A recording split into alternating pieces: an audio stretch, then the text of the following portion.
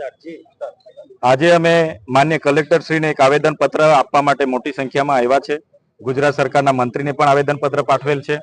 અમારી માંગણી છે, આ શિડ્યુલ વિસ્તારમાં 73 એની જમીનો પર બહારના લોકોએ આવીને ગેરકાયદેસર લીજો ચાલુ કરી દીધી છે।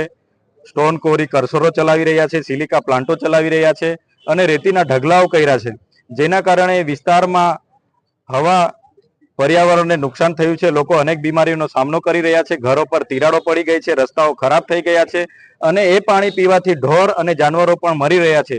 त्यारे तात्कालिक धोरणे नेशनल ग्रीन ट्रिब्यूनलनी परवानगी छे के नहीं, एनवायरमेंट क्लियरन्सनी सर्टी छे के नहीं, तमाम प्रकारनी तपास करवामां आवे अने गैरकायदेसर जे पण लोको बहार आवे एने कड़क कार्यवाही करवामां आवे एवी अमारी मागणी छे।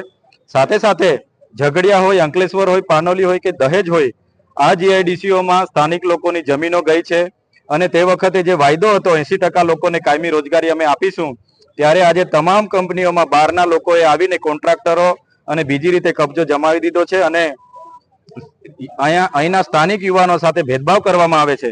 ત્યારે લેબર કમિશનરને પણ અમે આવેદનપત્ર આપ્યું છે કે એ લોકો તપાસ કરે અને જ્યાં પણ જે 80% રેશિયો જળવાતો નથી, સ્થાનિક યુવાનોને રોજગાર નથી મળતા, એમના પર કડક કાર્યવાહી કરવામાં આવે અને જે પ્રદૂષણ આ વિસ્તારની નદીઓમાં પર્યાવરણમાં આ કંપનીઓ ઠાલવી રહી છે એના પર પણ કાર્યવાહી કરવામાં આવે એવી અમારી માગણી છે।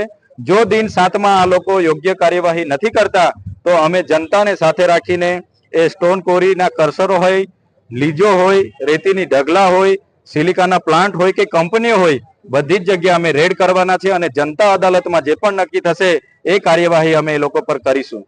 ઝઘડિયામાં ચાલતી જે રેતીની લીધો છે, અગાઉ મનસુખ વસાવાએ પણ અમુકવાર રજૂઆત કરી, કોઈ ચલણ નથી ચાલતી।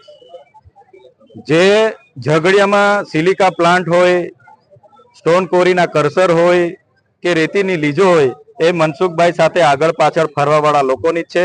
મનસુખભાઈ કંઈ બોલે છે અલગ ને કરે છે અલગ, એટલે આ વખતે પણ અમે એક કોપી મનસુખભાઈને આપવાના છે।